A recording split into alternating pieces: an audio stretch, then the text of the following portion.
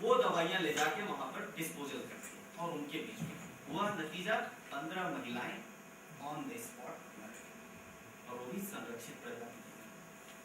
बाद में पता चला कि उन दवाइयों को जहां रखा गया था वो कीटनाशक जहां रखते हैं उसके साथ रखा गया था। और नसबंदी कैसे कर रहे हैं, ये बड़ा हॉल है, कायदे से तो होना चाहिए, बेड होना चाहिए, प्रॉपरली मेडिकल एग्जामिनेशन होना चाहिए, फिर उनका कास्ट सर्टिफिकेट देखना चाहिए। वो ऐसे सड़क पे ऐसे फर्श पे डाल दिया, खट खट खट खट, डॉक्टर्स आए खड़े, देखो क्या ऐसे लोगों के ऊपर हत्या का मुकदमा दर्ज नहीं होना चाहिए? करिए सर, हत्या होना चाहिए, होना चाहिए, करना चाहिए सर, आपको भी प्रयास करना चाहिए। हम प्रयास करेंगे, हम तो बिल्कुल, हम तभी तो इस बात को आपको कह रहे हैं, हम लोग खुद इस पर सोच रहे हैं। लेकिन अगर वहां की सरकार और वहां के डॉक्टर्स, अब सरकार क्या करती, क्योंकि पावर में होते तो एक्शन किसको लेना है, सरकार को लेना है। तो सरकार ने डॉक्टर्स के ऊपर डाला, डॉक्टर्स ऐसे थे में बना तो गवर्नमेंट ने उनको एक्सक्लूड किया, बोले ये प्रजातियां ट्राइबल्स की इसके दायरे से बाहर रहेंगी क्योंकि विलुप्त होती जा रही है वो प्रजाति। तो एक ऐसी स्थिति को आप देख लीजिए, अपने आंकड़ों को पूरा करने के लिए हम क्या करते हैं, उसके लिए निरंतर आवश्यकता है। एक मिनट सर, परिवार के संकुचित दायरे से बाहर निकलकर बाकी थोड़ा सा सोसाइटी के लिए भी लोगों को अवेयर करें। अब दूसरी बात पर मैं आऊंगा, उसके बाद भी व्यवस्था कैसे होगी। सर, अभी की स्थिति में हम अगर देखें, शुद्ध दूध नहीं मिलेगा, कृत्रिम दूध की तरफ काम करना पड़ेगा, बच्चे के ऊपर कुछ एरियाज में अफेक्ट पड़ेगा, महिलाओं के ऊपर, उम्र कम होगी लोगों की बाल झड़ेंगे, और लाइफ जो है अगर ऐसी व्यवस्था रही तो 10 साल और कम होगी, और एसी लग जाएंगे, और एयरपोर्ट्स बन जाएंगे, और हवाई जहाज और हेलीकॉप्टर और इस तरह की तमाम सुविधाएं चले, सड़कें बहुत चौड़ी हो जाएंगी, तमाम तरह की। लेकिन अगर हमने इन चीजों को नहीं रोका, अगर इन चीजों के बीच में बैलेंस नहीं किया, तो 50 साल के बाद स्थिति भयावह होगी। Yes, sir. Yes, taking the check. Because you said right now in the recent answering the recent question that there are lots of NGOs are working. So can we succeed in stopping and bringing the balance and harmony in our natural resources and environment in a larger term? Ramesh became Environment and Forest Minister. He took an initiative, established National Green Tribunal, one context. And the second, also he ensured कि industries जो pollute कर रही हैं, जिन जिन areas में wild life का खतरा है, जिन जिन areas में डेंस फॉरेस्ट है, उस डेंस फॉरेस्ट क्लियरेंसेस, एक इंडस्ट्री को लगने के लिए उसके 5 क्लियरेंसेस 4 क्लियरेंसेस होते हैं। क्लियरेंस नंबर 1 होता है environmental clearance. Environmental clearance given by the environment and forest ministry. कैसे होता है एनवायरमेंट क्लियरेंस? जैसे ए प्लेस पर इंडस्ट्रियलाइजेशन होना है, मैं ए प्लेस पर इंडस्ट्रियलाइजेशन होना है, तो वहां पर एक पर्यावरण की हियरिंग होगी, पर जन सुनवाई। जन सुनवाई में लोगों को बुलाया जाता है, जो ऑन पेपर है, बुलाया जाता है और लोगों से पूछा जाता है कि आप ये बताइए कि अगर यहाँ पर ये इंडस्ट्री लगेगी तो आपका किसी प्रकार से पर्यावरण प्रदूषित तो नहीं होगा, आपको कोई बीमारियां तो नहीं होंगी, आपके खेती पर तो कोई असर नहीं पड़ेगा? तो लोग कहते हैं कि नहीं पड़ेगा। तो उसके बेसिस पर, उस रिपोर्ट के बेसिस पर ministry of environment and forest government of India environmental clearance देती है उस पर्टिकुलर इंडस्ट्री को for a period of 5 years कि आप इंडस्ट्री सेटअप कर सकते हैं, और इन लोगों ने क्लियरेंस दिया है। और होता क्या है एनवायरमेंटल क्लियरेंस में? पर जन सुनवाई, पब्लिक हियरिंग, लोगों को पता नहीं है किसे कहते हैं। तो गांव में आज भी प्रोजेक्ट कहां लगते हैं?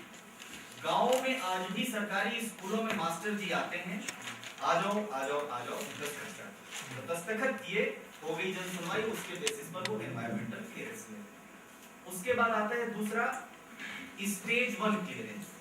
स्टेज 1 क्लियरेंस होता है फॉरेस्ट क्लियरेंस, कि क्या जहां पर प्रोजेक्ट लगना है वहां पर वन भूमि है, यहाँ पर किसी फ्लोरा और फौना का इफेक्ट तो नहीं होगा, वाइल्ड लाइफ कॉरिडोर तो नहीं है, कोई सेंचुरी तो नहीं है, तो वो उसमें दूसरा स्टेज 1 क्लियरेंस देके 36 कंडीशन देता है, 36 कंडीशन। उन 36 कंडीशंस में कहते हैं कि साहब हम एक पेड़ काटेंगे तो 2 पेड़ लगाएंगे, हम अगर साल और महुआ के पेड़ काटेंगे तो हम साल और महुआ, पीपल और नीम के पेड़ लगाएंगे, हम यहाँ काटेंगे तो वहां 2 एकड़, 1 एकड़ में काटेंगे 2 एकड़ जमीन। एक्चुअल ऑन पेपर होता है जमीन, एक बंजर जमीन कहीं खरीद लेते हैं, छोटे छोटे घास फूस ले जाके लगा देते हैं, काटेंगे साल और सागौन के पेड़, लगाएंगे घास फूस के पेड़ वहां ले जाकर, और कह देंगे साहब हमारा बैलेंस कर दिया हमने। उसके बाद स्टेज 2 क्लियरेंस होता है। स्टेज 2 क्लियरेंस में कहते हैं साहब ये जो 36 कंडीशंस आपकी थी, 36 कंडीशंस वो हमने कंप्लाई विद कर दिया, इस सब में बहुत लंबा खेल चलता है, ये सब हमने बहुत कंप्लाई विद कर दिया, अब आप हमें स्टेज 2 की क्लियरेंस दे दो। तो पर्यावरण और वन मंत्रालय स्टेज 2 की फॉरेस्ट क्लियरेंस देता है, तो फॉरेस्ट क्लियरेंस मिल गई 36 कंडीशंस के बाद। अब उसके बाद फॉरेस्ट क्लियरेंस के बाद तीसरी बात आती है, स्टेट गवर्नमेंट सेक्शन 2 में फॉरेस्ट कंजर्वेशन एक्ट 1980 के तहत क्लियरेंस देता है, जो फाइनल अप्रूवल होती है। वो फाइनल अप्रूवल देने के बाद माइनिंग लीज होती है। तो चारों क्लियरेंसेस इतनी आसानी से हो जाती हैं कि स्टेज 1 क्या है, स्टेज 2 क्या है, फॉरेस्ट क्लियरेंस क्या है, एनवायरमेंटल क्लियरेंस क्या है, इस सब के बीच में क्या गैप है, क्या क्या अधिकार है, वो लोगों को पता ही नहीं चलता है। इसलिए चेक एंड बैलेंस, आपकी जो बात है मैं बताना चाह रहा था कि चेक एंड बैलेंस नहीं लग पाता, शायद आप मेरी बात पूरी सुन नहीं पाए। जी आई एम फॉलोइंग यू। जी, तो वो चेक एंड बैलेंस, अब इन चीजों के लिए जब तक हम अवेयर नहीं होंगे या लोग अवेयर नहीं होंगे, अगर उन कंडीशंस को अच्छे से कंप्लाई विद कर दिया जाए, उन कंडीशंस को अगर पूरी तरह से अनुपालन करवा दिया जाए, तो भी स्थिति सही सिचुएशन में आ सकती है, तो वो नहीं होता है। और इन सब के बीच में बहुत लंबा जो है, जो होशियार लोग होते हैं वो 2 4 6 लोगों को मिला के, गांव के लोगों को, और ये चीजें वो कर देते हैं। There are so many conferences all over the world. It has been, burning topic for last 4-5 years. शायद हम सबको मालूम नहीं है जो बैठे सारे दुनिया की सभी कंट्रीज को कंट्रीब्यूशन देकर तो 20% कंट्रीब्यूट करता है, अमेरिका जो है 80% कंट्रीब्यूट करता है। पर वो क्या रहा है, बात कौन कर रहा है इसके बारे में, उनको जो चाहिए वो कर रहा है, बात हम कर रहे हैं। ऐसे बात करने से क्या फायदा? If you are not taking any action, if there is, please take care of it. It's a very burning issue. But who is taking action? I'll come to this getting point. The 21st century will be the Asian, it belongs to Asia. If you want globalization, development तो होना ही चाहिए. Because you want to be the leader. पहले अब तब तक जो था America था, now you want to be the leader. You want to become the leader. There is a law in nature, survival of the fittest. Only for fittest, then only you can survive. To become the fittest, you have to be strongest. If you want to be strongest, आपका जो commerce जो कहते हैं GDP बड़ा होना चाहिए। GDP कब बढ़ता है? जब प्रोडक्शन ज्यादा होता है। अगर प्रोडक्शन ज्यादा होता क्या होता है? एनवायरमेंटल जितना होता है उतना नाश होता है। So you want to become global leader? Raise issues, one, and second, by raising issues we come with solution. We can stop pollution. There are ways to stop pollution, and there are ways to stop pollution by not interfering in the growth, by not interfering in the production. There are ways, there are norms, there are modern devices which can reduce, minimize the pollution. The need of the hour is, just please sir, the need of the hour is to implement those laws, to implement those norms, implement those devices which are already in existence. So to minimize it, one. Second, even production can be improved. GDP can be improved. होता क्या है, वो पैसा भी वो कहीं का कहीं दिखाते हैं, क्योंकि वो पैसा 100% अगर खर्च कर देंगे तो प्रॉफिट मेकिंग सिनेरियो उनका जो उनके पास हम उन्हें रोक तो सकते हैं थोड़ा बहुत, हम उन्हें रोक तो सकते हैं। हम यहाँ पर we all are the like minded people. मैंने सर से भी डिस्कस किया, हम जब यहाँ आ रहे थे तो वी हैड अ थॉट कि हम लोग शायद स्टूडेंट्स के साथ एक इंटरेक्शन करेंगे, 1000-2000 स्टूडेंट होंगे। बट मैं यहाँ जब आया तो मेरा एनर्जी लेवल और बूस्ट अप हुआ, क्योंकि मुझे लगा मैं हर एक उस इंसान से मिल रहा हूँ जो 500 बच्चों के बीच में मैसेज डिलीवर करेगा, तो क्या पता हमारी एनर्जी मिलती। और हमने ये प्रूफ किया है। I am a CFA, he is a advocate. आज की डेट में अगर हम लोग ये डिस्कशंस ना करें तो we are earning a good bread and butter by people like us, we are doing. और इससे हमें कोई बहुत बड़ा कोई फाइनेंशियल ग्रोथ नहीं मिलेगा, कोई बहुत बड़ा जंप हमें नहीं मिलेगा, specially we know to each other, हमें कोई बहुत बड़ा जंप नहीं मिलेगा। बट हमने देखा है, हमने प्रैक्टिकल करके देखा है, हमने उन छोटे छोटे गाँव में ऐसे इम्प्लीमेंटेशंस करके देखे हैं कि जहाँ कुछ नहीं हो सकता था। This is a request, this is a appeal कि अगर हम लोग एक नेगेटिव एनर्जी के साथ लेके माइंडसेट लेके बैठ जाएंगे कि नहीं यार हो ही नहीं सकता, क्योंकि हमें तो डेवलपमेंट चाहिए तो एनवायरमेंट तो डिस्टर्ब होगा ही होगा, दैट इज ट्रू।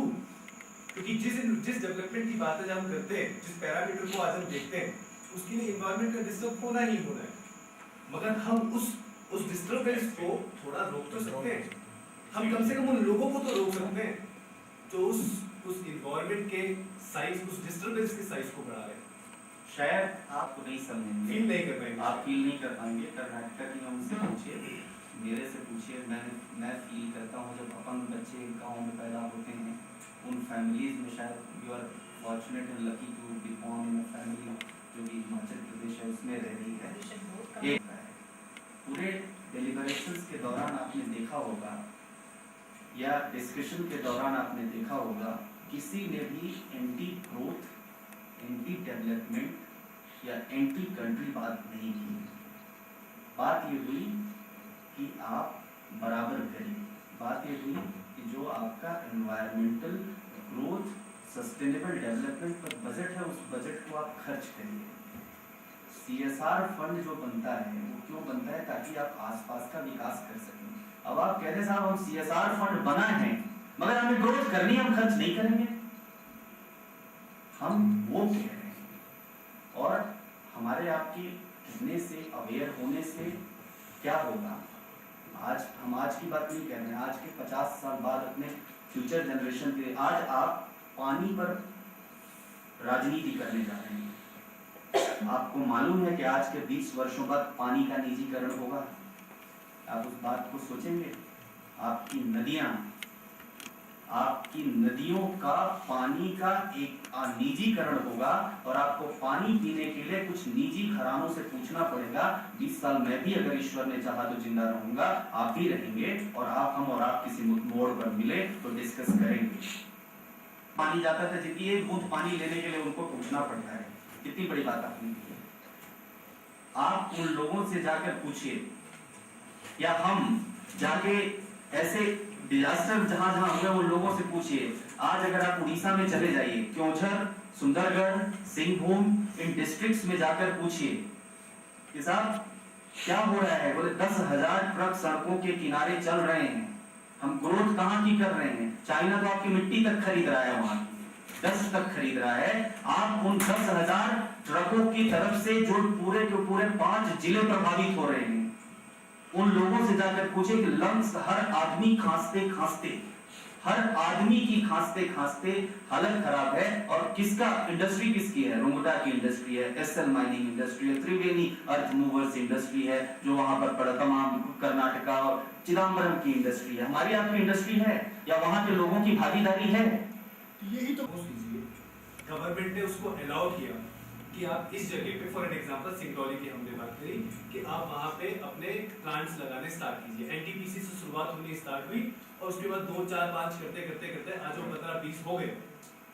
कैपेसिटी भी तो नाम की चीज होती है ना सर। जैसे हम पॉपुलेशन साइज की, पॉपुलेशन प्रेशर की बात करके लोगों को ये अवेयर करवा पाए कि भैया वहां की कैपेसिटी 40,000 मेगावाट बिजली प्रोडक्शन की है और आज की डेट में वहां पे 1,20,000 मेगावाट बिजली प्रोडक्शन हो रहा है। सो दिस इज रॉन्ग और राइट?